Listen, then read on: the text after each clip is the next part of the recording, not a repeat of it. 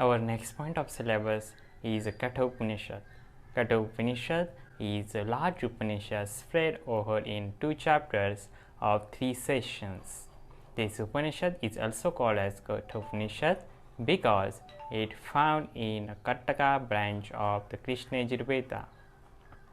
Yamadharmaraja offers Nachiketas 3 boons. For first boon, Nachiketa asks for the peace of mind of his father and asks that his father should take Nachiketas back without being angry. There are so many cows, and in a yagya he offers these useless cows to the yajna. Then second boon of the Nachiketas is asked for the rituals through the people which may attain the Swargaloka, and third boon is the related death. What is the happen after the death? Then Upanishad convey important value, the faith in the scriptures, the importance giving the dakshina, and the value of satya, of keeping one all the guests should be treated with respect. Yamadharmaraja humility, his firmness highlighted is offering 3 boons, and Nachiketa high character elevated.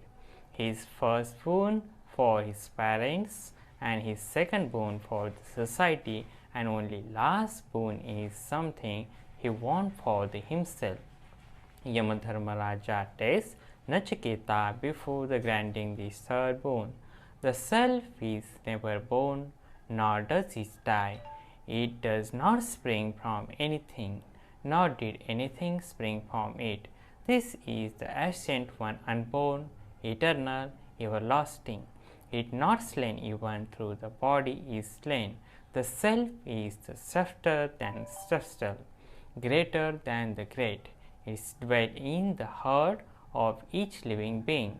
Yamadharmaraja is saying that self is the nature of pure consciousness.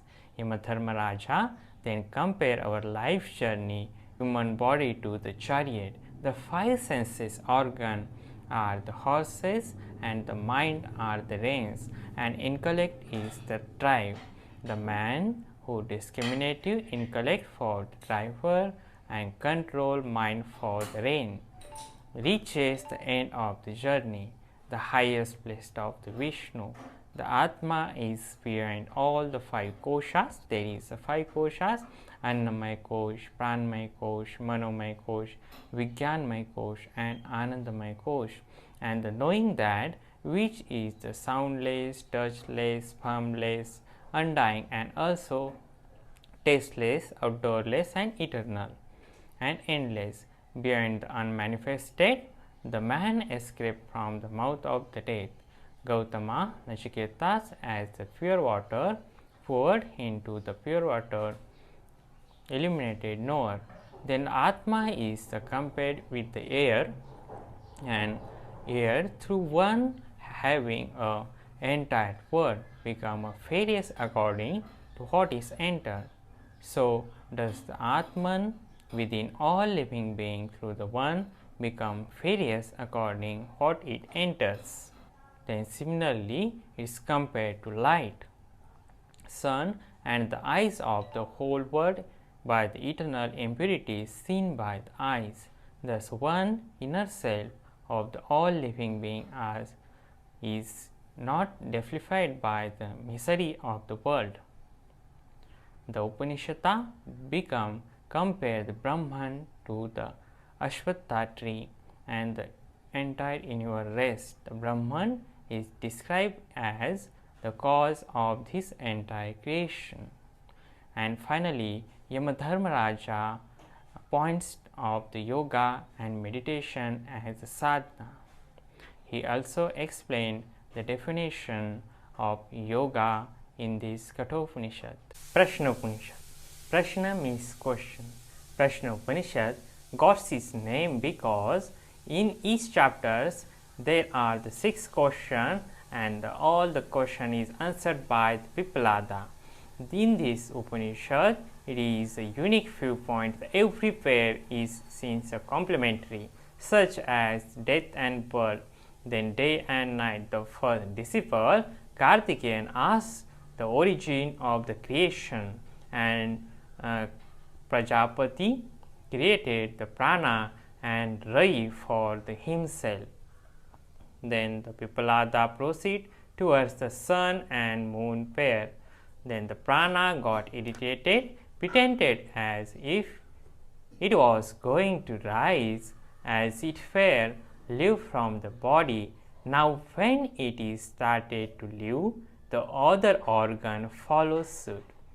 When it settled down, they are also settled down with it. A bees got out when there is a queen goes out, and return when she returns. The third student, Asvalayana, wants to know more about the prana. What is the origin of this prana? Pipalada say that Atma is alone is the source of the prana. Then it should be noted that prana is compared to the shadow of the Atma, and shadow of Atma does not have its own independent existence. Then the fourth student, Gargya, asked several questions about the deep sleep. It is closely related to Yoga Nidra and meditation. Who in the man sleep, and who is the awake who dreams? The Pipalada talks about all three stages: waking, dream, and deep sleep. In this waking state, all organs are functioning. During the deep state, some facilitate are withdrawn, and during the deep sleep, the mind is also withdrawn. Only prana is active. The fifth student asks about the meditating on the Omkara. Then the Omkara is the Omkar sadhana will go to the Brahmaloka and attain the wisdom there. Omkar is made up of the A, Hu, and Ma. The final student, Kartikeyan, asks about the Lord with the 16 aspects. The 16 aspects represent the entire creation. The universe is first presented as a product of the Atma. There are the 16 kala, which is known as Pran, Shraddha, Akash, Vayu, Agni, Jal, Prithvi, Indriya, Man, Anna, Virya, Tap, Mantra, Karma, Lok, and Nam. This is about the Prashna Upanishad. Taittiriya Upanishad is called so because of the various reasons. One of the reasons is that there was a sage is called the Taittiri in the lineage of the sage who propagated this Upanishad. There are the three chapters is called as Shikhavalli, Brahmavalli, and Bhugavalli. The first chapter discusses many kinds of the preparatory discipline called as sadhana to refine the mind to receive the teachings of the Upanishad. The Upanishad prescribes upasana or the meditation on the connection or union between the various entities. In this meditation, we take physical symbols and invoke the object of the meditation upon them. 5 such upasanas such as Samhita Upasana, conjunction of the Vedic letters used as a symbol to invoke various devatas like Agni. Then for meditation, Vyabharti Upasana, where these words are used as symbols Bhuvaha, Sva, Mahaha. Then Virat Upasana, meditation upon the universe. Hiranyagarbha Upasana, Hiranyagarbha is a total subtle body of the universe. You visualize the subtle body of the universe upon your mind. Ishvara Upasana, Ishvara is a total causal or potential state of the micro-universe, and you visualize Ishvara upon the Omkara.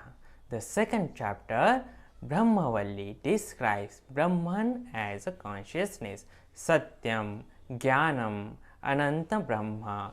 Janam stands for the consciousness and Ananta means infinite or not limited either by time or space.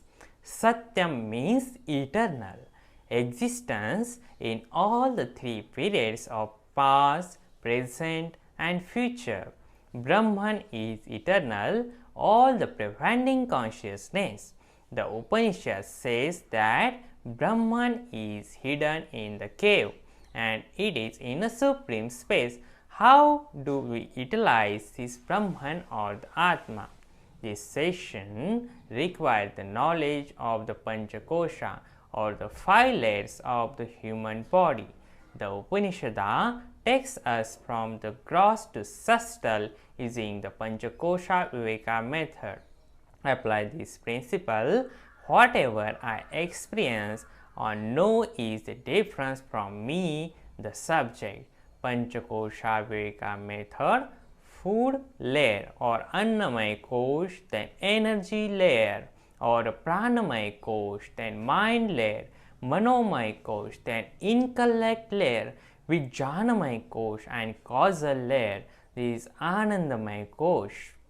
The Upanishad neglects all these five layers and finally says the experiencer witness principle is the Atma and I am not the body with the consciousness but I am the consciousness with the body.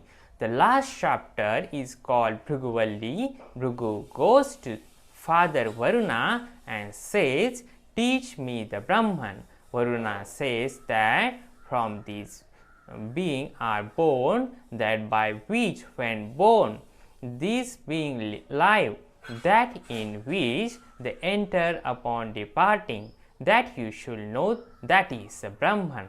Brahman is elevated as a source of entire universe and sustainer of the universe and into the universe resolved. Because unmanifested Brahman is Jagat Srishti Tithi Layakarakam. Brahman is that consciousness from which all the matters arise, in which all matter rests, into which all matter resolve. That consciousness is the cause and matter is an effect. Varuna used the same Panchakosha method to teach Bhrigu about the Brahman. The Upanishad stresses the importance of the foods, and the Upanishad finally prescribes a series of upasana, adhyatmic upasana, invoking God in the organ of my own body, then adhidevik upasana, invoking God in the nature like star, lighting, rains, cattle and space. Then Virat Upasana, meditating on the totality of the world and the interdependence of everything in it.